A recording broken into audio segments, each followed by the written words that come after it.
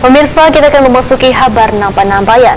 Pemerintah mencabut aturan harga eceran tertinggi minyak lama kemasan Rp14.000 seliternya.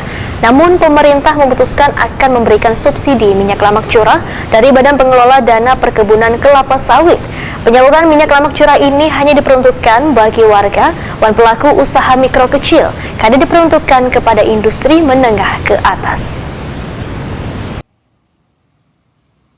Pemerintah mencabut aturan harga eceran tertinggi minyak lamak kemasan Rp14.000 seliternya, namun pemerintah memutuskan akan memberikan subsidi minyak lamak curah dari Badan Pengelola Dana Perkebunan Kelapa Sawit. Kepala Dinas Perdagangan Provinsi Kalimantan Selatan Birhasani Wetakuni Prima TV Baisukan Jumat 18 Maret 2022 memadahkan penyaluran minyak lamak curah hanya diperuntukkan bagi warga dan pelaku usaha mikro kecil, kada diperuntukkan kepada industri menengah ke atas. Menurut Birhasani, subsidi minyak lamak curah sudah mulai diberlakukan di masing-masing daerah di Indonesia termasuk Kalimantan Selatan melalui produsen minyak lamak curah, sehingga distributor tinggal menyalurkan kepada warga dan pelaku usaha mikrowan kecil. Birhasani menghimbau kepada pelaku usaha mikrowan kecil untuk menjual minyak lamak curah sesuai dengan harga eceran tertinggi, yaitu paling tinggi Rp14.000 seliternya, sementara distributor menjual kepada pelaku usaha di bawah harga eceran tertinggi yang telah ditentukan oleh pemerintah. Mengikuti ketentuan dari pemerintah pusat bahwa untuk minyak goreng mulai tanggal 16 Maret 2022 tidak ada lagi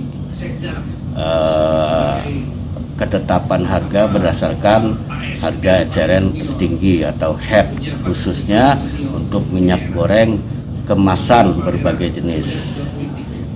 Kemudian berdasarkan Peraturan Menteri Perdagangan Nomor 11 2022 yang terbit kemarin malam tadi tepatnya, yang diberikan HET itu hanya minyak goreng curah dan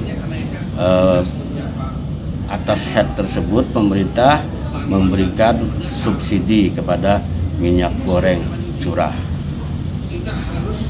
Minyak goreng curah hanya boleh untuk masyarakat umum dan pelaku usaha mikro dan kecil, tidak boleh kepada industri berkategori menengah, tidak boleh. Birhasani menambahkan, Dinas Perdagangan Kabupaten dan Kota di Kalimantan Selatan untuk melakukan pengawasan terhadap penyaluran minyak lamak curah tersebut agar tepat sasaran.